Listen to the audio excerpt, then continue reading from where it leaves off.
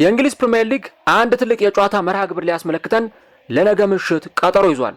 ምናልባትም የአርሰናል ደጋፊዎች በቅርብ ጊዜ ከነበራቸው ውጤት አንጻር በእግር ኳሳዊ አይን የትኛውን ክለብ አትወዱም ተብለው ቢጠየቁ አስቶን ቪላ ማለታቸው ሳይታለም የተፈታ ጉዳይ ነው። አርሰናል በየጊዜው ለዋንጫ እየተፎካከረ በሚገኝበት ጊዜ አስቶን ቪላ የተባለ ፌርማታ ጋር ሲደርስ እንቅፋት እየገጠመው ነጥብ ሲጥል አለፍ ሲልም ሲሸነፍ ተመልክተናል። በዘንድሮ ውድድር ዓመትም ከጥቂት ሳምንታት በፊት በቪላ ፓርክ አስቶን ቪላን የገጠመው አርሰናል በመጨረሻ ሰከንዶች በተቆጠረበት ጎል ነው ተሸንፎ ወሳኝ የሆነ 3 ነጥብ አጥቶ ከሜዳው የወጣው። አሁን የአርሰናል ደጋፊዎች ከጥቂት ሳምንታት በኋላ በድጋሚ ከአስቶን ቪላ ጋር የሚገናኝ ይሆናል። ነገ ማክሰኞ ምሽት 5 ሰዓት ከሩብ ላይ አርሰናል በሜዳው ኤምሬትስ ስታዲየም አስቶን ቪላን በሜዳው ያስተናግዳል። እናም መድፈኞቹ አስቶን ቪላን መበቀል፣ አስቶን ቪላን ማሸነፍና እልሃቸውን መወጣት ይፈልጋሉ። ኡናይ ኤምሬ የቀድሞ የአርሰናል አሰልጣኝ በተደጋጋሚ ጊዜ አርሰናል በሚያገኙበት ጊዜ ማሸነፍና ነጥብ ማስጣል ልማዳቸው ሆኗል። አርሰናሎች ግን ይህንን ነገር ለአንዴና ለመጨረሻ ጊዜ እልባት ለመስጠት የነገውን ምሽት በጉጉት የተጠባበቁ ይገኛሉ። አርሰናል ከአስቶን ቪላ በእንግሊዝ ፕሪሚየር ሊግ እጅግ በጣም ወሳኝ የሆነ የጨዋታ መርሃ ግብራቸውን ነገ ምሽት ያከናውናሉ። አርሰናል አስቶን ቪላ ላይ እልውን ለመወጣት በዚህ ጨዋታ ላይ በአሰልጣኙ ሚኬል አርቴታ በኩል ምን አይነት የጨዋታ አቀራረብና የተጫዋቾች ምርጫን ይዞ ወደ ሜዳ ሊገባ ይችላል? በአርሰናል በኩል የትኞቹ ተጫዋቾች ጉዳት ላይ ናቸው? የትኞቹ ተጫዋቾችስ ወደ ሜዳ ይመለሳሉ? ከዚህም በተጨማሪ አርሰናል ምን ነገሮችን ሜዳ ላይ ቢተገብር አስቶን ቪላን አሸንፎ ሊወጣ ይችላል? ከዚህም በተጨማሪ አሰልጣኝ ኡናይ ኤምሬ በአስተን ቪላ በኩል ምን አይነት አሰላለፎችን ይዘው ወደ ሜዳ ይገባሉ? የአስተን ቪላ አሸናፊነት በነገው ጨዋታ ላይ ይቀጥል ይሆን ወይስ አርሰናል የአስተን ቪላን ያልሸነፍ ባይነት ጉዞ በነገው ጨዋታ ላይ ሲገታው እንመለከታለን። እነዚህንና ሌሎች ጉዳዮችን እስከ ቪዲዮ መጨረሻ ድረስ ከኛ ጋር አብራችሁ ከቆያችሁ የምንነግራችሁ ይሆናል። ሰላም ጤና ይስጥልን። የተወደዳችሁና የተከበራችሁ ውድ ቻናላችን ተከታታዮች እንዴት ናችሁልን? እግዚአብሔር ይመስገን እኔ በጣም ደህና ነኝ። የምትገኙት አራዳ ሜዳ ኦፊሻል የዩቲዩብ ቻናላችን ላይ ነው። ለቻናሉ አዲስ ከሆናችሁ የዩቲዩብ ገጹን ሰብስክራይብ በማድረግና የደወል ምልክቷን በመጫን የቻናላችን ቤተሰቦች እንድትሆኑ የአክብሮት ግብዣችን ነው። ሰብስክራይብ ስለምታደርጉን፣ ስለምትከታተሉን፣ በላይክ በኮሜንት አክብሮታችሁን ስለምታሳዩን እጅግ አድርገን ከልብ እናመሰግናለን። ሰብስክራይብ ካላደረጋችሁ ደግሞ አሁኑኑ ሰብስክራይብ ማድረጋችሁን አትርሱ። የዩቲዩብ አልጎሪዝም ደግሞ ፕሮግራሙን ለብዙ ለአዳዲስ የእግር ኳስ ተመልካቾችና ሰብስክራይበር ለማድረስ የእናንተን በብዛት ላይክ ማድረግ ይፈልጋል ማለት ነው።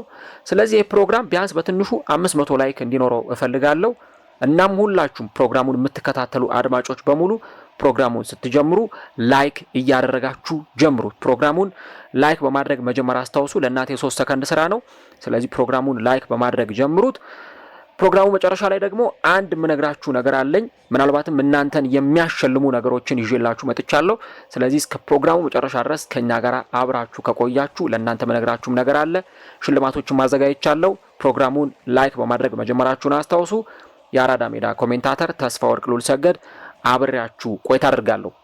ፈጣሪ ፈቅዶ በዚህኛው ፕሮግራማችን ላይ ዳግም ከእናንተ ጋር ተገናኝተናል። ሁልጊዜ እንደማደርገው እንግዲህ ከጨዋታ በፊት የጨዋታ ቅድመ ዳሰሳዎችን የምሰራላችሁ ይሆናል። በዚህኛው ፕሮግራማችን ላይ ደግሞ የአርሰናልና የአስቶን ቪላን ጨዋታ የምንመለከተው ይሆናል ማለት ነው።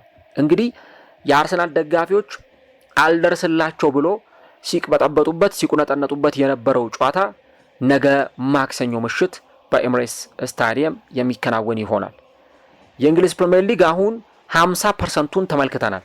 እስካሁን ድረስ የ18 ሳምንታት ጨዋታዎችን ተመልክተናል። ከነገ ጀምሮ ደግሞ የ19ኛ ሳምንት የእንግሊዝ ፕሪሚየር ሊግ ጨዋታዎች ይከናወናሉ። አርሰናል ኤምሬትስ ስታዲየም ላይ ቪላን ሲገጥም እንመለከታለን። እንግዲህ በቅርብ ጊዜያት በተለይ የአስቶን ቪላን ውጤት መሻሻል ከተመለከትም በኋላ ኡናይ ኤምሬ አስቶን ቪላን ከተረከቡበት ጊዜ በኋላ የአርሰናል ደጋፊዎች የትኛውን ክለብ እንደው ያው ጥላቻ የሚለው ቃል እንኳን ብዙም ባይሆን የትኛውን ክለብ አትወዱም፣ በቃ በተቀናቃኝነት ስሜት የትኛውን ክለብ ትመለከታላችሁ ተብሎ ቢጠየቁ እንደው ቶተንሃም ብለው የሚመልሱላችሁ እንዳይመስላችሁ፣ ወይ ደግሞ ማንቸስተር ዩናይትድ አሊያም ደግሞ ቼልሲ ወይ የሆነ ቡድን ብለው ሲጠሩ አትሰሙም። አስቶን ቪላ ብለው ሲጠሩ ነው አርሰናል ደጋፊዎችን የምታዳምጧቸው። ምክንያቱም አርሰናል ሁልጊዜ ለዋንጫ እየተፎካከረ በሚሄድበት ጊዜ አስቶን ቪላ የተባለው ፌርማታ ጋር ሲደርስ እንቅፋት ይገጥመውና ጥፋቷ ላይ አርሰናል ዋጋ ሲከፍል እንመለከታለን። 2023-24 የውድድር ዘመን የአርሰናል ደጋፊዎች ቢሆን ኖሮ እያሉ አሁንም ደጋግመው የሚያስታውሱት ጨዋታ የአስቶን ቪላው የኤምሬትስ ስታዲየሙ ምሽት ነበር። የአርሰናል ደጋፊዎች በቁጭት አንጀታቸው ያረረበት ካለፈ በኋላ ራሱ አሁን ድረስ የእግር እሳት ሆኖ የሚያንገበግባቸው ያ የኤምሬትስ ስታዲየሙ ጨዋታ ነው። ምናልባት ይላሉ የአርሰናል ደጋፊዎች ያንን የአስቶን ቪላ ጨዋታ አሸንፈን ቢሆን ኖሮ 3 ነጥብ ይዘን ወጥተን ቢሆን አስቶን ቪላን አሸንፈን በቃ እንደዛ ጨዋታ ላይ ባንሸነፍ ኖሮ በእርግጠኝነት የምንፈልገውን ነገር እናገኝ ነበር። ዋንጫውን የናፈቀንን የእንግሊዝ ፕሪሚየር ሊግ ዋንጫ ከፍ አድርገን እንስም ነበር የሚሉ ነጥቦችን ሲያነሱ ትሰማላችሁ አርሰናል ደጋፊዎች፣ እዚህ ሀገር ያሉም እዛም ውጭ ሀገር ያሉትም። ግን ደግሞ የትኛውም ህይወት ላይ could have been የሚባል ነገር አይሰራም፣ ወይም ደግሞ ቢሆን ኖሮ የሚሆን ነገር የሚባል ነገር አይሰራም። በቃ ቢሆን ኖሮ ባይሆን ኖሮ እንደዚህ ቢደረግ እንደዛ ባይደረግ የሚል ነገር አይሰራም ህይወት ላይ። ካደረጋችሁት ውጤታማ ትሆናላችሁ፣ ካላደረጋችሁት ቢሆን ኖሮ የሚል ትውስታ ብቻ ነው የሚተርፋችሁ። አርሰናል እዛ ሲዝን ላይ በሁለተኛው ዙር በተለይ የአርሰናል ተጫዋቾች ለ19 ቀናት ያክል ዱባይ ደርሰው ከመጡ በኋላ እረፍት አድርገው ከመጡ በኋላ እጅግ በጣም የሚያስገርም ለውጥ ነበር ያሳዩት።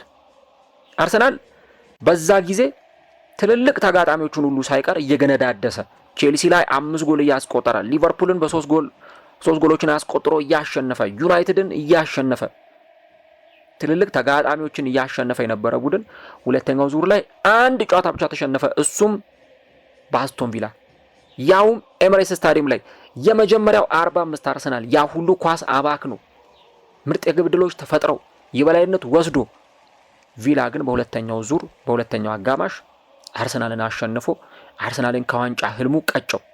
የ2 ነጥብ ልዩነት ነው መጨረሻው 38ኛው ሳምንት ላይ የተፈጠረው። አርሰናል ከማንቸስተር ሲቲ በ2 ነጥቦች አንሶ ነው ያንን ዋንጫ ያጣው። ምናልባት በዛ ጨዋታ ላይ አርሰናል ቢያሸንፍ ኖሮ አርሰናል የእንግሊዝ ፕሪሚየር ሊግ ዋንጫን ከረጅም ጊዜ በኋላ ሲያሸንፍ እንመለከት ነበር፣ ግን አልሆነም። በባለፈው ዓመት ደግሞ ቪላ ፓርክ ላይ አርሰናል አሸነፈ። ኤምሬትስ ላይ በተደረገው ጨዋታ አርሰናል 2-2 እየመራ ጨረሰ የተባለውን ጨዋታ 2 ጎሎች ተቆጥሮበት አርሰናል 2-2 ጨዋታውን አጠናቀቀ። ዘንድሮ ደግሞ ከጥቂት ሳምንታት በፊት ሁለቱ ክለቦች ተገናኝተው አርሰናል ከሊቨርፑል ጨዋታ በኋላ ምንም ጨዋታ አልተሸነፈም፣ የሚገርም ግስጋሴ እያደረገ ነው በተባለበት ወቅት ላይ አርሰናል እጅግ በጣም ተፈትኖ ተጫዋቾቹ ደክመው ተጫዋቾቹ ዝለው ያውም ሁለተኛው ጎል ሲቆጠር ኤሚሊያኖ ቡንዲያ ያችን ጎል ሲያስቆጥር የአርሰናል ተጫዋቾች በአስሩም ጥፍራቸው ቆመው ነው የተከላከሉት ያንን ኳስ። ነገር ግን ያ ኳስ ከመቆጠር ወደ ኋላ አላለም። ኤሚሊያኖ ቡንዲያ ያንን ጎል ያስቆጠረው። ልክ ጎሉ ሲቆጠር ዳቪድ ራያ በቁጭት መሬቱን ይደበድብ ነበር። የአርሰናል ተጫዋቾች እነ ፔሮ ሂንካፔ ጋር የነበረው ስሜት በንዴት መሬቱን ይደልቁ ነበር እና አርሰናል በዛ ጨዋታ ላይ ተሸንፎ ከወጣ በኋላ ብዙ ነገሮች የተባሉ ይገኛሉ። እንደው አርሰናል ያ ቀን ይድረስለት እንጂ አስቶን ቪላን ይበቀላል የሚሉ ነገሮች ሲነሱ ነበር። ይኸው ቀኑ ደርሶ አርሰናል አስቶን ቪላን ሊያገኘው ሰዓታትን እየጠበቀ ይገኛል። ኡናይ ኤምሬ በአርሰናል ተገፍቻለሁ የሚል አይነት እምነት አላቸው። ለአርቴታ የሰጡትን ጊዜ ለኔ ቢሰጡኝ ኖሮ አርሰናልን ማሻሻል ይችል ነበር የሚል ነጥብ ሲያነሱ እንሰማለን። እንግዲህ እሳቸው የተረከቡት አርሰናል በጣም በቃ ትርምስምሱ የወጣ አርሰናል፣ መፍረሱ የማያጠራጥርበት ደረጃ ላይ የደረሰውን አርሰናል የተረከቡበት ጊዜ ነበር። እሳቸው አርሰን ቬንገር 22 ዓመታት አርሰናልን ሲያሰለጥኑ ቆይተው ከዛ ከሳቸው መልቀቅ በኋላ ያውን ቬንገር በእኔ እይታ ተገፍተዋል ብዬ ነው ማስበው። ዲስሪስፔክት ተደርገው ነው ከአርሰናል የተሰናበቱት አርሰን ቬንገር። ምክንያቱም እሳቸው 2017 ላይ ኤፍኤ ካፕን ያሸነፉበት ሲዝን እኔ በቃ ልልቀቅ ከአርሰናል በቃ እንደዚሁ እንደተከበርኩ ከአርሰናል መልቀቅ እፈልጋለሁ የሚል ሐሳብ ባነሱበት ሰዓት ነገር ግን የአርሰናል አመራሮች አረ ቆይልን፣ እንድትቆይልን እንፈልጋለን፣ ስፖርቲንግ ዳይሬክተር እናመጣልሃለን፣ ስራህን እናቃልልልሃለን፣ የሆኑ ሰዎችን እንቀጥርልሃለን፣ ከዛ በኋላ ከነዛ ሰዎች ጋር አዳፕት እያረክ ቢያንስ ለተወሰነ ጊዜ ሰርተ ከዛ በኋላ ባይሆን ትለቃለህ የሚል ነገር አንስተው ፕሮሚስ ገብተውላቸው ለአርሰን ቬንገር ይሄን ቃል ከገቡ ከአንድ ዓመት በኋላ ግን ቃላቸውን አፍርሰው ቬንገርን ከአርሰናል እንዲወጡ አድርገዋቸዋል እና ቬንገርም ያ ህመም ስላለባቸው ኤምሬትስ ስታዲየም እንኳን ብዙ ሲመጡ አናያቸውም። ምክንያቱም በህመም ነው ከአርሰናል የተሰናበቱት የተገፉት። ብዙ እድሎች አምልጧቸዋል። እሳቸው አርሰናልን ብለው በታማኝነት አርሰናልን ብቻ በመምረጣቸው ምክንያት ብዙ እድል አምልጧቸዋል እንጂ እንደውም ሰር አሌክስ ፈርጉሰን እኔ ከአርሰናል ከዩናይትድ በመለቅበት ጊዜ እኔ እንዲተኩኝ ከመፈለጋቸው ሰዎች ውስጥ አንደኛው አርሰን ቬንገር ነበሩ ብለው እሳቸው ሲናገሩ ነበር። አስቡ እንግዲህ ዋንጫ ማሸነፍ የሚችሉባቸው ብዙ ድሎች ነበሩ። ፔዥን ማሰልጠን ይችሉ ነበረ። ግን እሳቸው ይህን ሁሉ ነገር ዲክላይን አድርገው አልፈልግም ብለው ነው አርሰን ቬንገር በአርሰናል ረጅም ዓመት የቆዩትና አርሰናልን ሲያሰለጥኑ የነበሩ። ብዙ ደጋፊዎችም አርሰናልን እንዲደግፉ ምክንያት የሆኑ ሰው ናቸው አርሰን ቬንገር። ግን በአርሰናል ተገፉና እንደውም አንዳንድ ነገር ይቆጨኛል ይላሉ። በህይወታቸው አንድ ልጅ ብቻ ነው የወለዱት ካልተሳትኩኝ።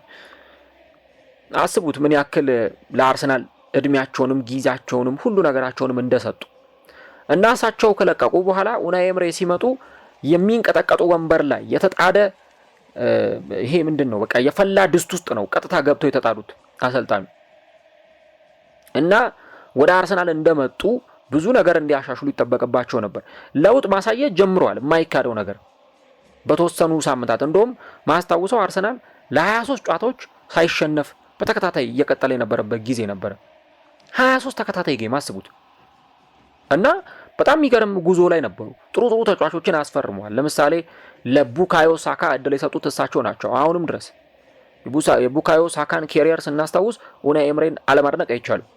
እሳቸው ናቸው ለዚህ ተጫዋች እድል የሰጡት ለመጀመሪያ ጊዜ። እንደነ ሉካስ ቶሬራ አይነት ጥሩ ተጫዋቾችን ወደ አርሰናል እንዲመጡ አድርገዋል። እነ በርናርድ ሌኖን ወደ አርሰናል አምጥተዋል። ቢያንስ ከግብ ጠባቂ ጀምሮ ስር ነቀል ለውጥ ለማድረግ ሞክረው ነበር። ግን በተለይ ሁለተኛው ሲዝናቸው ከተጀመረ በኋላ ትርምስምስ ያለውን አርሰናል ነበር የተመለከትነው። በውጤት ደረጃ በሌሎች ነገሮች አርሰናል ብዙ ትርምሶች ውስጥ የገባበት ጊዜ ነበር እና በዛ ምክንያት ውጤት አላመጡም ተብለው እሳቸው ከአርሰናል እንደውም አስታውሳለሁ ዩሮፓ ሊግ ከተሸነፉ በኋላ በነበረው በቀጣዩ ቀን በማግስቱ አርብ ዕለት ነው ከአርሰናል የስንብት ደብዳቤ የደረሳቸውና ከክለቡ ጋር የተለያዩት እንጂ ክለቡን እኮ ለዩሮፓ ሊግ ፍጻሜ አድርሰዋል። ሚስተር ዩሮፓ ሊግ የሚባሉ አሰልጣኝ ናቸው። በተደጋጋሚ ጊዜ የዩሮፓ ሊግ ዋንጫን አሸንፈዋል ከሴቪያ ጋር። የሚደነቅ ሲቪ ያላቸው አሰልጣኝ ናቸው። ነገር ግን ከአርሰናል ጋር ደግሞ በተለይ ቀጣዩ በነበረው ሲዝን ላይ ጥሩ ጊዜን ባለማሳለፋቸው ምክንያት ከዛ ክለብ ተሰናብተዋል እና እሳቸው እንደሚናገሩት ጥሩ እድል ለአርቴታ የተሰጠውን ያህል እድል ለኔ አልሰጡኝም፣ የሚገባኝን እድል አልሰጡኝም የሚል አይነት እምነት አላቸው እና ሁልጊዜ አርሰናልን ባገኙት ቁጥር አይቀጡ ቅጣት እየቀጡ ያጣችሁት እንዲህ አይነቱን ሰው ነው ያጣችሁኝ እኔን ነው። እኔ እናንተ ጋር በነበርኩበት ጊዜ እጃችሁ ላይ የነበርኩ ወርቅ በሆንም እናንተ ግን እንደ መዳብ ነው የቆጠራችሁኝ ብለው በተደጋጋሚ አርሰናልን ባገኙት ቁጥር ከዋንጫ ሲያሰናክሉት ከዋንጫ ሲያስቀሩት እንመለከታለን። ኡናይ ኤምሬ እንዲህ አይነት አሰልጣኝ ሆኖ እየተመለከትን ነው የምንገኘው እና ከዛ ክለብ ጋር ከተለያዩ በኋላ እንግዲህ ወደ ስፔን ነበር ያቀኑትና ወደ ስፔን አቅንተው ቪላሪያል ነበር የተረከቡት። ቪላሪያልን ይዘው ጥሩ ጊዜ አሳልፈዋል። እንደውም በቻምፒዮንስ ሊግ ውስጥ ከግማሽ ፍጻሜ ደረጃ እስከ መድረስ በጣም ጥሩ ጊዜን እስከ ማሳለፍ ደረጃ የደረሱበት ጊዜ ነበረ። ከዛ ደግሞ ለዩሮፓ ሊግ ፍጻሜ በመድረስ እንደገና ሌላ አስገራሚ ታሪክ የሰሩ አሰልጣኝ ናቸው። ማንቸስተር ዩናይትድን 11-10 በመለያ ምቶች በማሸነፍ እንደገና ለአራተኛ ጊዜ ዩሮፓ ሊግን ያሸነፉ አሰልጣኝ ናቸው። አሁን እንግዲህ አስቶን ቪላን ሲረከቡ እንደውም የሚገርማችሁ የሆነ ቀን ቤት ውስጥ ቁጭ ብዬ የሆነ አንድ ዶክመንተሪ ያየው ነበረ። ሱፐር ስፖርት ላይ ይሁን ኦር ስካይ ስፖርት ላይ ብቻ ዘነጋውት የሆነ አንድ ዶክመንተሪ እየታየ ነበርና የአስቶን ቪላ እግር ኳስ ክለብ ከየት ወዴት ነው የመጣው የሚለውን የሚያሳይ አንድ ዶክመንተሪ እየቀረበ ነው። እንግዲህ አስቶን ቪላ በቃ ምስቅልቅል ያለ ክለብ ነበር እሳቸው ሲረከቡት። እነ ዲን ስሚዝ እነ ጄራርድ ሁሉ ክለቡን ይዘውት ውጤት ማምጣት አቅቷቸው ሲያንኮታኩቱት የነበረው ክለብ ነው። ወራጅ ቀጠና ላይ ሲዳክር የነበረ ክለብ ኤምሬ እንደመጡ በአንዴ ነው ክለቡን አንስተው ወደ ላይ የተኮሱት እና ክለቡን ይዘው ቻምፒየንስ ሊግ አስገቡት። ቻምፒየንስ ሊግ ላይ እነ ፔዥን ሁሉ የሚያስጨንቅ ክለብ ነበረ ሰርተው የተመለከትነው። አሁን ደግሞ ተከታታይ 11 ጨዋታዎችን በማሸነፍ ከ1914 በኋላ ለመጀመሪያ ጊዜ ያንን ሪከርድ መልሰው አስመዝግበዋል። እንግዲህ የ111 ዓመታት ታሪክ ነው መልሰው ያስመዘገቡት። አሁን ለ12ኛ ጊዜ አርሰናልን የሚያሸንፉ ከሆነ በክለቡ ታሪክ ታይቶም ተሰምቶም በማይታወቅ ሁኔታ ለመጀመሪያ ጊዜ አስቶን ቪላ 12 ተከታታይ ጨዋታዎችን በማሸነፍ አዲስ ሪከርድ ያስመዘግባል። ይሄ እስካሁን ድረስ ታይቶ አያውቅም በክለቡ ታሪክ። ይሄ ሁሉ ጨዋታ አስቶን ቪላ አሸንፎ አያውቅም። እንግዲህ በእያንዳንዱ ጨዋታ ላይ ነው ቪላ ይሄን ሁሉ ውጤት እያስመዘገበ የሚገኘው እና በጣም የአስቶን ቪላ ነገር ይሄ ከባድ እየሆነ መጥቷል። አሁን ቶተናምን አሸንፏል፣ ዘንድሮ ቼልሲን አሸንፏል፣ አርሰናልን አሸንፏል፣ ዩናይትድን አሸንፏል፣ ሲቲን አሸንፏል። የቀረው ክለብ የለም። በቃ ሁሉንም ትልልቅ ክለብ እየዘረረ ነው እየጣላቸው የሚገኙ። በሊቨርፑል ብቻ ነው ዘንድሮ በቶፕ 6 ክለቦች እንደውም የተሸነፈው። እንደውም ቪላ የመጀመሪያዎች ሳምንታት ላይ ጥሩ ባለመሆኑ ምክንያት ነው እንጂ በጣም ቀለል ብሎ አሁን የሊጉ መሪ ሲሆን የምናየው እንደውም አስቶን ቪላ ነበር።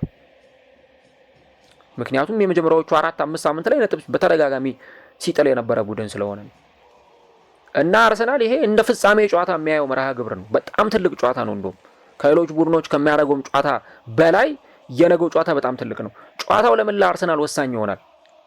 በሁለት መንገዶች ጨዋታው ለአርሰናል ወሳኝ ይሆናል። አንድ፣ አርሰናል የነገውን ጨዋታ ማያሸንፍ ከሆነ ኢቭን ነጥብ እንኳን ቢጠላ አቻ እንኳን ቢወጣ ሐሙስ ዕለት ማንቸስተር ሲቲ ከሰንደርላንድ ጋር ነው የሚጫወተው።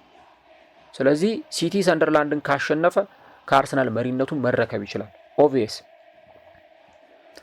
ስለዚህ ያ እንዳይሆን አርሰናል በሲቲ መሪነቱን ላለመነጠቅ መሪነቱን ላለመቀማት የሚፈልግ ከሆነ በዛም አድርጎ በዚህም አድርጎ ይሄንን ጨዋታ 3 ነጥብ ይዞ መውጣት አለበት። የግድ መስት ዊን የሆነ ጌም ነው ለአርሰናል። አቻ ቢወጣ እንደዚህ የሚባል ይሄ ማመቻመች ወይም ኮምፕሮማይዝ ውስጥ የሚገባ ጨዋታ አይደለም። በቃ የግድ ይሄንን ጨዋታ አርሰናል ማሸነፍ አለበት። አንደኛው ምክንያት ይሄ። ሁለተኛው ምክንያት ደግሞ ቪላ አርሰናልን ከስር ሆኖ እየተከተለ ያለ ቡድን ነው። በአርሰናልና በአስቶን ቪላ መካከል የ3 ነጥብ ልዩነት ብቻ ነው ያለው። አርሰናል 42 ቪላ 39። በእርግጥ የጎል ክፍያቸው በጣም የተራራቀ ነው። አርሰናል 22 ንጹህ ጎል አለው፣ አስቶን ቪላ 10 ንጹህ ጎል አለው። ስለዚህ አርሰናል በዚህ ጨዋታ ላይ ይሄንን መርሃ ግብር ሳያሸንፍ የሚቀር ከሆነ አቻ ከወጣ በነበረበት ይቀጥላል።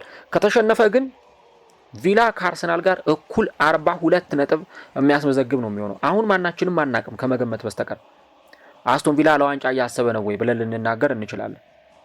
ኡናይ ኤምሬ ተጠይቀው ነበር ባለፈው ቼልሲን ካሸነፉ በኋላ ስለ ዋንጫ ፉክክሩ ምን ይላሉ ተብሎ ሲጠየቁ አይ እኔ አሁን ስለ ዋንጫ ፉክክሩ አላወራም፣ ገና 18ኛው ሳምንት ላይ ነን እና 34ኛውን ሳምንት ከተጫወትን በኋላ ጠይቀኝ ስለ ዋንጫ ብሎ ሲናገሩ ነበር። እንግዲህ መልበሻ ክፍል ውስጥ ምን ያውሩ ምን ይነጋገሩ ምንም የምናውቀው ነገር የለም። ግን ቪላ አሁንም ዋንጫ ፉክክር ውስጥ ያለ ቡድን አመንም አላመንም በቃ ወይ ውስጣችን እሺ ብሎ ላያምን ይችላል። ግን ከመሪው በ3 ነጥብ ብቻ የሚያንስ ቡድን መሆኑን መዘንጋት የለብን።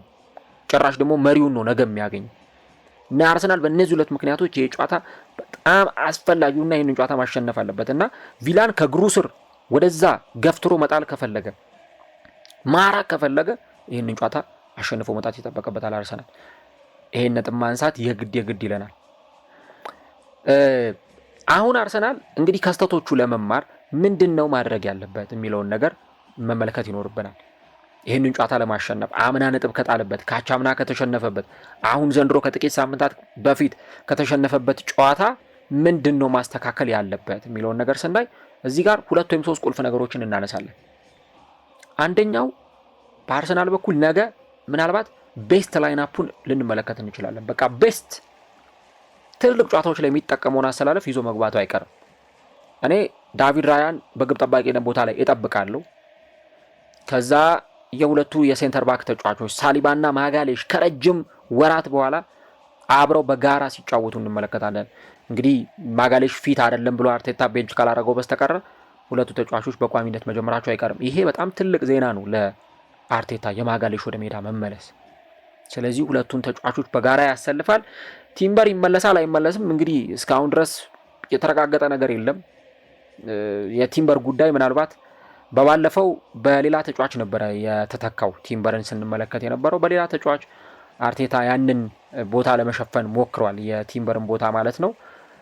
ግን የሆኑ አይነት ቦታዎች ላይ የሆኑ አይነት አሰላለፎችን ሲጠቀም ልንመለከት እንችላለን። ያው የተከላካይ መስመሩ በሆነ ሁኔታ የአርሰናል እየሳሳ እየተመለከትን ያለን። ይሄ ደግሞ መሳሳት የመጣው አንድም በጉዳት ምክንያት መሆኑን መዘንጋት የለብን እና ቲምበርን እንዴት አድርጎ ሊጠቀምበት ይችላል የሚለውን እስከዛሬ ድረስ ስንመለከት ነበር እና በቲምበር ቦታ እንደውም ብዙ ጊዜ ቲምበር ከሌለ ቤን ዋይት ነው ሊጫወት የሚችለው። አሁን ቤን ዋይትም የለም። ስለዚህ ቤን ዋይት ከሌለ ምናልባት እዚህ ቦታ ላይ ሌላ አማራጭ አርቴታ ለመጠቀም ይገደዳል። ባለፈው ዴክላን ራይስን ነው ያጫወተው ቅዳሜ ዕለት። ምንም አማራጭ የለውም። ያሉት እንዳለ የግራ ተመላላሾች ናቸው። ካላፊዮሪም ጉዳት ተጎዳ፣ ግን ባይጎዳም ካላፊዮሪ ሌፍት ላይ ነው ሊጫወት የሚችለው። ስኬሊም ሌፍት ላይ ነው። እንዲሁ ሌላኛውም ተጫዋች ፔሮ ሂንካፔም ሌፍት ላይ ነው መጫወት የሚችለው እና የነዚህ ተጫዋቾች አለመኖር ለአርሰናል ምናልባት በተወሰነ ሁኔታ ሊጎዳው እንደሚችል ነው ማንሳት የሚቻለው። ግን እንደ አንዳንዶች ዘገባ ከሆነ ቲምበር ይመለሳል ነው የሚሉት። ለቪላው ጨዋታ ይደርሳል። ያው የዛን ጨዋታ ላይ ያጋጠመው ነገር ለክፉ የሚሰጠው አይደለም እና ለቀጣዩ ጨዋታ ይደርሳል የሚሉ መረጃዎች ናቸው እየወጡ የሚገኙ። ስለዚህ ይሄ ጥሩ ዜና ነው ቲምበር የሚመለስ ከሆነ። እንግዲህ ያው ኦፊሻል የተረጋገጠ ነገር እስከሌለ ድረስ እንዲህ ነው የማንለው። ለዛ ነው እንግዲህ አርቴታ የሚሰጠው ጋዜጣዊ መግለጫ ላይ ይናገራል። ይመለሳል ወይ እንደዚህ ነው ብሎ መናገሩ አይቀርም እና አርቴታ ሪስክም ለመቀነስ ሲባል ያው የብራይተኑ ጨዋታ ላይ አልተጠቀመውም ነበር ከተጫዋቹ ጉዳት ጋር ተያይዞ። ነገር ግን በዚህኛው የጨዋታ መርሃ ግብር ላይ ምናልባት ወደ ሜዳ ሊመለስ ይችላል። እሱ ከተመለሰ ለአርሰናል ጥሩ ነው የሚሆነው። የግራው መስመር ላይ እንግዲህ ያው ወይ ሂንካፔን ሊጠቀም ይችላል ወይ ስኬሊ ሊጠቀም ይችላል ካላፊዮሪ በመጎዳቱ ምክንያት። ምናልባት እዚህ ቦታ ላይ በጣም አስፈላጊ ነው ያለው የኤሪየል ዱዌል የግራውንድ ዱዌል በጣም አስፈላጊ ስለሚሆን እዚህ ቦታ ላይ እኔ ፔሮ ሂንካፔን ቢያስገባው እመርጣለሁ። ምክንያቱም በጣም ግዙፍ የሆኑ ተጫዋቾች ያስፈልጋሉ ቪላን ለማቆም። ስኬሊ አንዳንድ የሚሳሳታቸው ስህተቶች ሊኖሩ ይችላሉ። ከዚህ በተጨማሪ ፍጥነት የሚያንሰው ሰዓት ሊኖር ይችላል እና ይህንን ተጫዋች መጠቀም በጣም አስፈላጊ ነው። ማልሜዳ ላይ ያው የራይስ ዙብሜንዲ እና የኦደጋርድ ጥምረት ይጠበቃል። ከፊት ያው ዮኬሬስ እንዲሁ ደግሞ ሳካ ይጠበቃሉ። እኔ በዚህ ጨዋታ ላይ ማርቲኔሊ ቢጀምር ጥሩ ነው ብዬ አስባለሁ። ምክንያቱም ይሄ ጨዋታ በጣም ፍጥነት ይፈልጋል። በግራው መስመር ላይ መሽሎክ እየፈጠኑ መጫወት የሚፈልግ ጨዋታ ነው እና እዚህ ጨዋታ ላይ በተለይ የማርቲኔሊ መኖር ያው ትሮሳርድ ተቀይሮ ሊገባ ይችላል። መጀመሪያ ላይ ግን ማርቲኔሊ ማስቀደም ለአርሰናሎች ጥሩ አማራጭ ሊሆን እንደሚችል ይሰማኛል ማለት ነው። ስለዚህ የመጀመሪያው አርሰናል ጨዋታውን ለማሸነፍ የሚጠቀሙ ትልቁ ነገር ቤስት ላይን አፑን ይዞ ወደ ሜዳ መግባት ነው። ይሄ ለቀጣይ ጨዋታ ለሌላ ጨዋታ ብሎ የሚቆጠበው ጉልበት የለም። በቃ እዚህ ጨዋታ ላይ ሙሉ ያላቸውን ነገር ኢንቨስት አድርገው ሲጫወቱ እንመለከታለን። አንዱ ጉዳይ ይሄ ነው በዚህ ጨዋታ ላይ። ሁለተኛውና ሌላኛው ነገር ቢቻል ጨዋታውን ቀድሞ መጨረስ ይኖርበታል አርሰናል። ይሄን ያልኩት ያለ ምክንያት አይደለም። አስቶን ቪላ ዘንድሮ ፈርስት ሃፍ ላይ ትንሽ ስፔስ ከሰጣችሁት አንድ ጎል ካስቆጠራችሁበትም ይሁን ደህና፣ ጭራሽ ደግሞ ጎል ሳታስቆጥሩበት ከወጣችሁ አስቶን ቪላ ሰርግና ምላሽ ነው የሚለው በቃ። ምክንያቱም ዘንድሮ ያሸነፋቸውን ተጋጣሚዎች ዝም ብላችሁ ብትመለከቱ ፈርስት ሃፍ ላይ ወይ ጎል ያላስቆጠሩበትን ወይ ደግሞ አንድ ጎል ብቻ ያስቆጠሩበትን ቡድን ሰከንድ ሃፍ ላይ ይጠብቅና የማይሆን ምት ይመታቸዋል ማለት ነው። ለምሳሌ ራሱ አርሰናልን ብትመለከቱ ፈርስት ሃፍ ምንም ጎል ሳያስቆጥር ወጣ፣ ጭራሽ በቪላ ጎል ተቆጠረበት። ሰከንድ ሃፍ ላይ ለማንሰራራት ሞከረ፣ ነገር ግን ሁለተኛ ጎል ተቆጠረበት። ሌላ ደግሞ ነገር ልጨምርላችሁ፣ የዛሬ 2 ዓመት አርሰናል በቪላ ሲሸነፍ ፈርስት ሃፍ የሚገርም ነበር የተጫወተው። አርሰናል የሚገርም ጨዋታ ነበር የተጫወተው፣ ግን ያ ጨዋታው ከምንም ሊያስጥለው አልቻለም። ሰከንድ ሃፍ ላይ አጉል ነው የሆነው። እንደውም አርሰናል 2 ጎሎች ተቆጠሩበት። አምናም 2-0 አርሰናል እየመራ 2 እኩል ወጥቷል። ስለዚህ አስቶን ቪላን ለማሸነፍ አንድ እርሊ ጎሎች በጣም አስፈላጊ ናቸው፣ ቀድሞ ጎል ማስቆጠር። ከዛ እርሊ ጎል ከማስቆጠር በተጨማሪ ደግሞ ወሳኝ የሆነው ስራ ጨዋታውንና የጨዋታውን እያንዳንዱን እንቅስቃሴ ኮንትሮል ማድረግ ያስፈልጋል። እኔ እኮ አይተናል። አሁን ባለፈው ለምሳሌ ከቼልሲ ጋር በመጀመሪያው አጋማሽ 1-0 ሲመራ ነበረ ቪላ 1-0 ሲመራ ተመለከት ነው። ቼልሲ የሚገርም ማጥቃት ነበር። አስቶን ቪላ 0-0 0 ኦፍ ታርጌት 0 ሹት 0 ኦን ታርጌት 0 ኤክስፔክትድ ጎል የነበረው ቲም ነው። ሰከንድ ሃፍ ላይ እንዴት እንደተቀየረ ሳናቀው የተጫዋች ለውጥ ተደረገ። እነ ዋትኪንስ እነ ኦናና ተቀይረው ገቡ። ጨዋታው ሙሉ ለሙሉ ገለበጡት ወደ ራሳቸው ማለት ነው። ቪላ ስታንፎርድ ብሪጅ ሆነ ኤምሬትስ ሆነ ኦልትራፎርድ ሆነ ግድ የሚሰጠው ቡድን አይደለም። በቃ እንዲህ አይነት ጨዋታን የሚጫወት ቡድን በብራይተን እኮ ተመልክተናል። 2-0 ይመራ ነበር እኮ አስቶን ቪላ ከጥቂት ሳምንታት በፊት 2-0 እየተመራ የመጀመሪያው አጋማሽ ሳያልቅ ነው 2 ጎሎች አስቆጥሮ ጨዋታውን የገለበጠው። ሰከንድ ሃፍ ላይ ጭራሽ 3ኛና 4ኛ ጎል አስቆጥሮ ብራይተንን አሸንፎ ሲወጣ ተመልክተናል። ከሊድስ ዩናይትድ ጋር በተደረገው ጨዋታ ላይ እንደውም ሊድስ ዩናይትድ ይመራ ነበር ጨዋታውን ገና 8ኛው ደቂቃ ላይ ጎል አስቆጥሮ፣ ከዛ በሁለተኛው አጋማሽ ነው ሞርጋን ሮጀርስ 2 ጎሎችን አስቆጥሮ ያንን ጨዋታ አሸንፈው የወጡት። ስለዚህ ምንድነው አሁን ማንሳት የፈለኩት በቶተናምም ጨዋታ ላይ በተመሳሳይ ቪላ እየተመራ ነበር። ያውም ቤንታንኩር አስቆጥሮ ከዛ እንደገና መሐመድ ኩዱስ አስቆጥሮ ጎሉ ተሽሮ በኋላ በመጀመሪያው አጋማሽ 1 ጎል በሁለተኛው አጋማሽ 1 ጎል አስቆጥረው ቪላዎች አሸንፈው ወጥተዋል።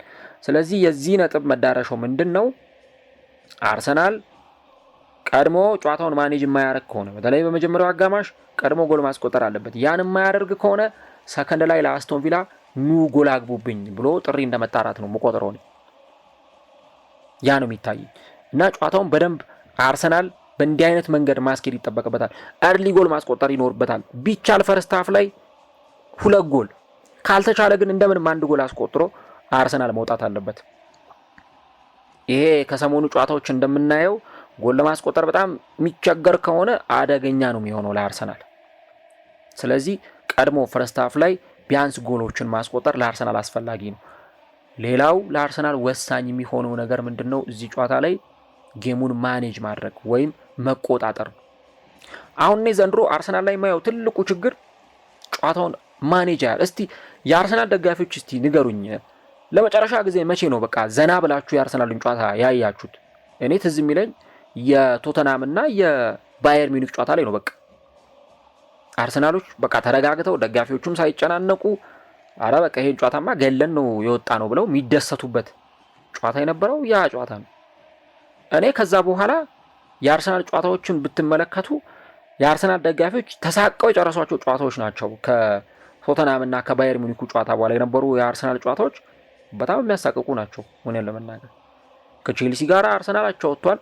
ከብሬንትፎርድ ጋር ቡካዮ ሳካ ያችን የመጨረሻ ደቂቃ ጎል 91ኛው ደቂቃ ላይ እስከሚያስቆጥር አርሰናል 1-0 ነው እየመራ የነበረው። ያስጨንቃል። አርሰናል ደጋፊዎች 91 ደቂቃ ሙሉ 1 ጎል ብቻ አስቆጥሮ ያንን ጨዋታ መምራት። ጭራሽ በቪላ አርሰናል ተሸነፈ። ያው የክለብ ብሩዥን ጨዋታ እናስተውሳለን። ቢያንስ በአንጻራዊነት ደህና የሚባል ጨዋታ ነው። አርሰናሎች ተዝናንተው ሪላክስ አድርገው 3-0 ያሸነፉት ጨዋታ ነው።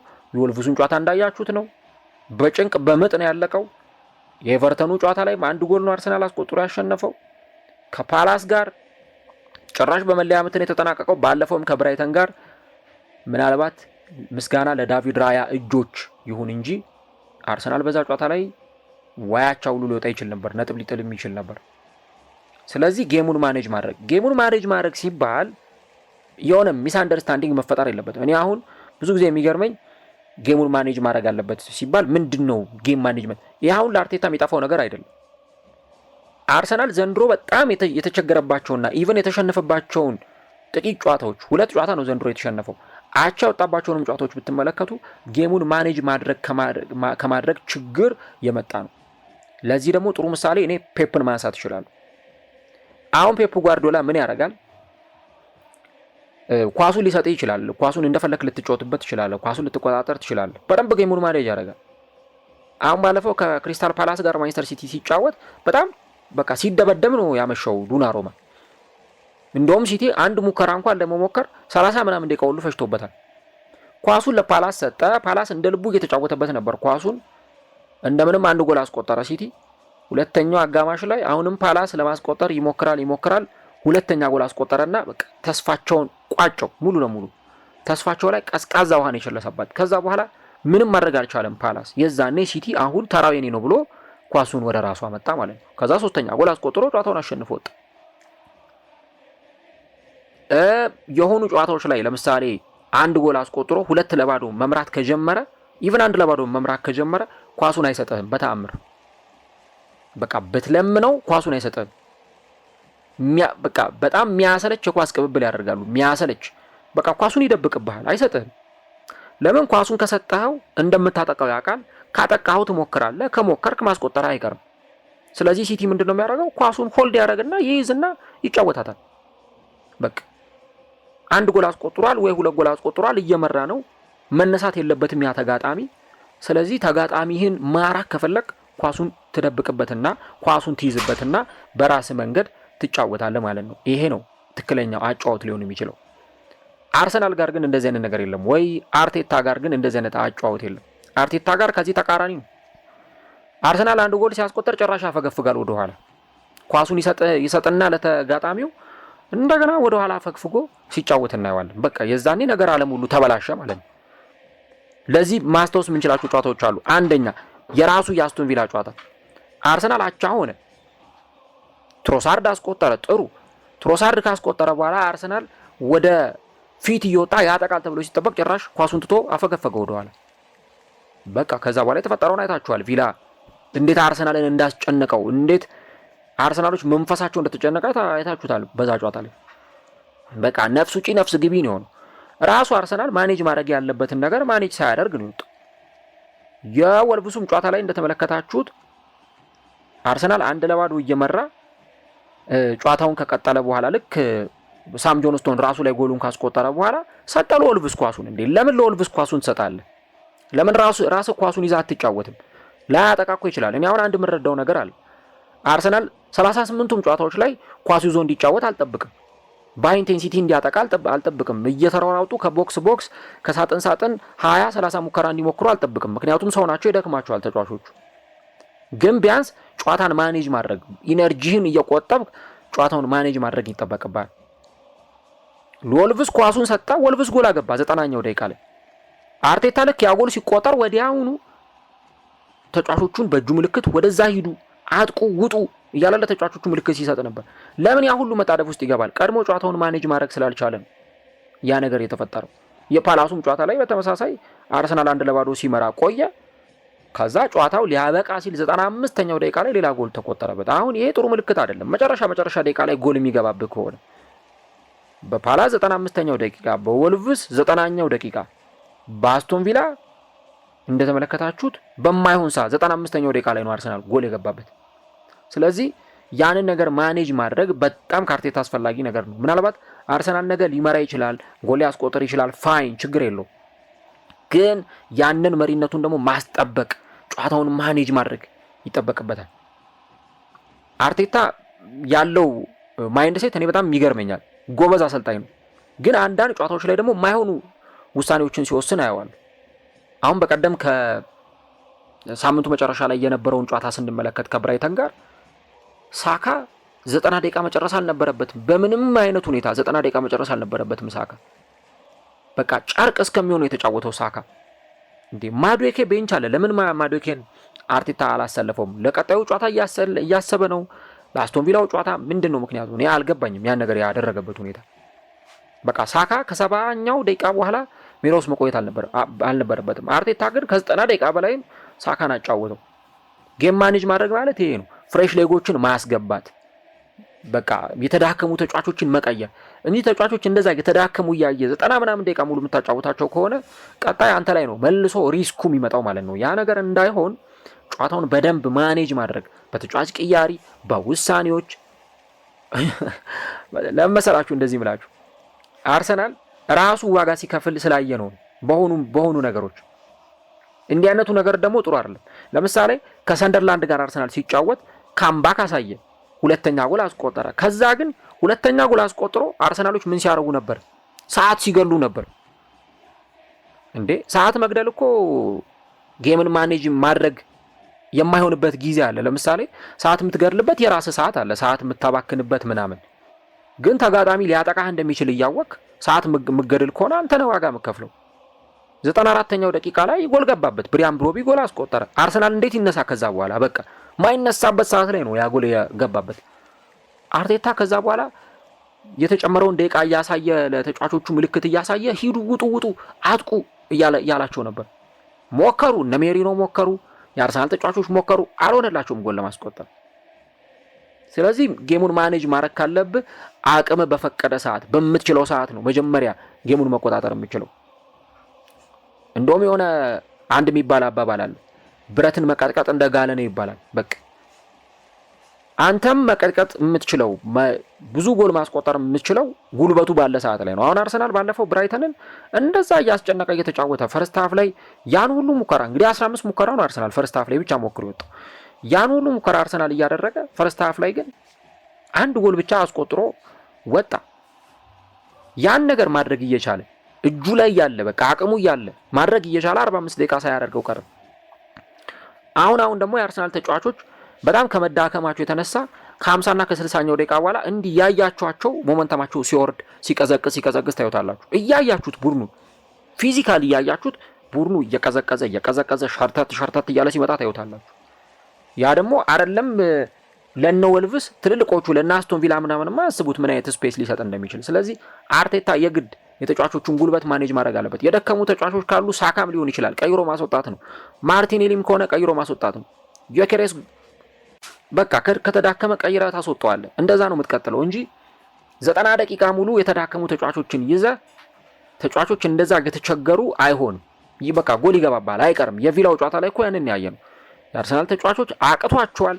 የቻሉትን ሞክሯል። በቃ የቻሉትን እኔ የአርሰናል ተጫዋቾችን ብሌም አላደርግም አልወቅስም በቪላ የተሸነፉበት ጨዋታ ላይ።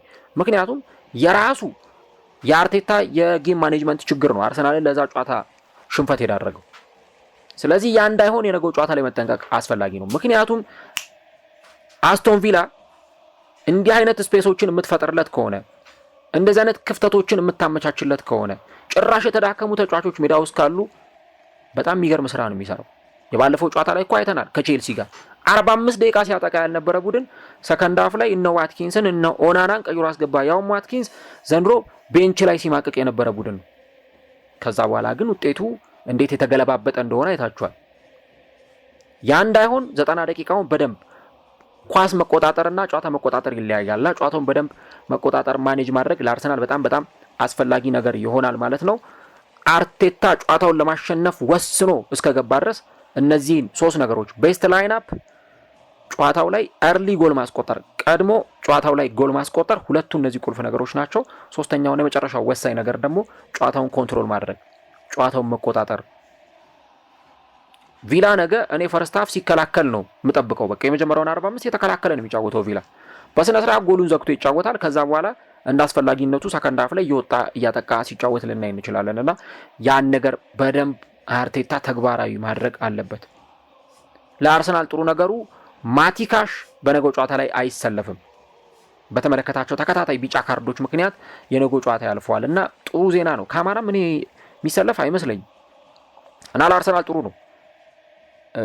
በተለይ የማቲካሽ አለመኖር፣ በመስመሮች ማጥቃት በኩል የዚህ ተጫዋች አለመኖር ለአርሰናል በጣም ወሳኝና ቁልፍ ነገር ነው ብያምናለሁ።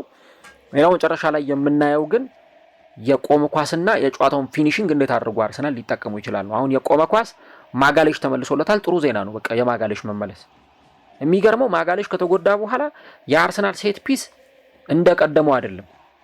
በርካታ ጎሎችን የአርሰናል ተጫዋቾች ማስቆጠር እየቻሉ አይደለም። በቆመ ኳስ ያስቆጥራሉ ግን እንደ በፊቱ አይደለም። ስለዚህ ያን ነገር ለማስተካከል የግድ የአርሰናል ተጫዋቾች ጋር ጥሩ የሆነ የቆመ ኳሶችን መጠቀም። ምክንያቱም ጎል ልታገኝ የምትችለው በክፍት ጨዋታ ብቻ አይደለም። ያውም አርሰናልን የመሰለ ቡድን ውስጥ ደግሞ የቆመ ኳስ በደንብ ተግባር ይደረጋል እና አስፈላጊ ሆኖ ካገኙት የቆመ ኳስም ከመጠቀም ወደ ኋላ አይሉም የአርሰናል ተጫዋቾች። ስለዚህ በደንብ እዚህ ጨዋታ ላይ የቆመ ኳሶች ተግባራዊ መደረግ ይኖርባቸዋል። ማጋሌሽን ታሳቢ ያደረጉ ኳሶች በደንብ መጣል ይኖርባቸዋል። እነዚህን ነገሮች እንመለከታለን።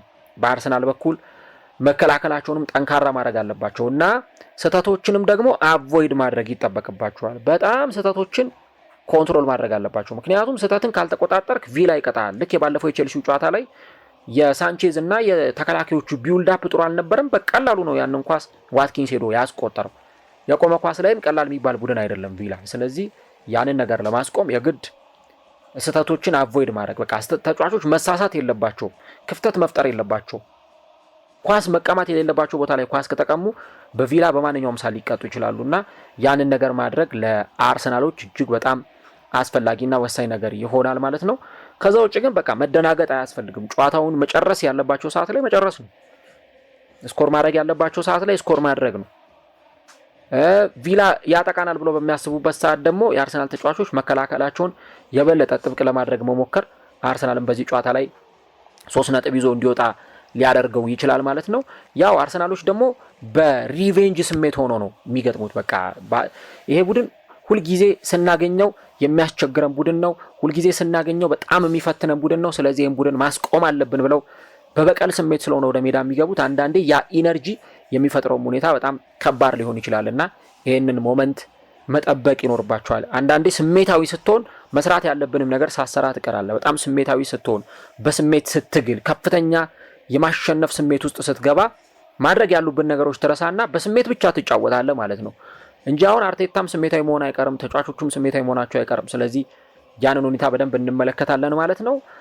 ለማንኛውም ጨዋታው ነገ ምሽት 5 ሰዓት ከሩብ ላይ ይደረጋል። ከጨዋታው በፊት ምርጥ ትንታኔ ይዤላችሁ ስለምቀርብ ማታ ላይ እንድትጠብቁን ለማለት ያክል ነው። እንዲሁ ደግሞ በጣም ወሳኝ የሆነውን የዛሬው ምሽቱን የአንጎላና የግብፅን ጨዋታ በአፍሪካ ዋንጫው ይዘንላችሁ እንቀርባለን። ስለዚህ ምሽት ላይ ጠብቁን። መጨረሻ ላይ ነግራችኋለሁ ያልኩት ነገር ምንድን ነው? ውጤት በትክክል ለገመቱ 3 አድማጮች የሞባይል ካርድ ሽልማት አዘጋጅተናል። ስለዚህ ቻናሉን ሰብስክራይብ አድርጉ፣ ቪዲዮን ላይክ አድርጉ። ከዛ በኋላ እዚህ ዩቲዩብ ላይ ገብታችሁ የውጤት ግምቶቻችሁን ጻፉልን። ማን ያሸንፋል የውጤት ግምቶቻችሁን እየገባችሁ አስቀምጡልን። ውጤት በትክክል ለገመቱ አድማጮች የ3 አድማጮች የሞባይል ካርድ ሽልማት ይኖረናል ማለት ነው። ስለዚህ ሁላችሁም ሰብስክራይብ እያረጋችሁ ፕሮግራሙን መከታተላችሁን አትርሱ። እንዲሁ ደግሞ ቪዲዮን ላይክ እያረጋችሁ ኮሜንት ስር እየገባችሁ ውጤታችሁን አስቀምጡልን። ኤዲት ማድረግ አይቻልም። በትክክል ስንት ለስንት እንደሚጠናቀቅ ኮሬክት ስኮር የሚገምቱ አድማጮች የሞባይል ካርድ ተሸላሚ ይሆናሉ። 3 አድማጮች ማለት ነው። ስለዚህ ሁላችሁም የውጤት ግምት እንድትገምቱ እንድትሸለሙ ተሳታፊ እንድትሆኑ እድሉን አመቻችተንላችኋል። በቀጣይ የሞባይል ካርድ የማሊያ ሽልማቶች ይኖሩናልና ከኛ ጋር አብራችሁ እንድትቆዩ ለማለት ያክል ነው። እንግዲህ አራዳ ሜዳ ኮሜንታተር ተስፋ ወርቅ ሉልሰገድ አብሬያችሁ ቆይታ አድርጌያለሁ። ይህን ትንታኔ እያደመጣችሁ እስከ ነገ ድረስ እንድትቆዩ እንጋብዛለን። ነገ ምሽት በ19ኛ ሳምንት አርሰናል ከአስቶን ቪላ ወሳኝ ጨዋታቸውን ያከናውናሉ።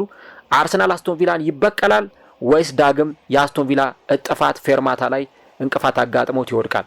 እሱን እንግዲህ ነገ ምሽት ኤምሬትስ ስታዲየም ላይ የምንመለከተው ጉዳይ ይሆናል ማለት ነው።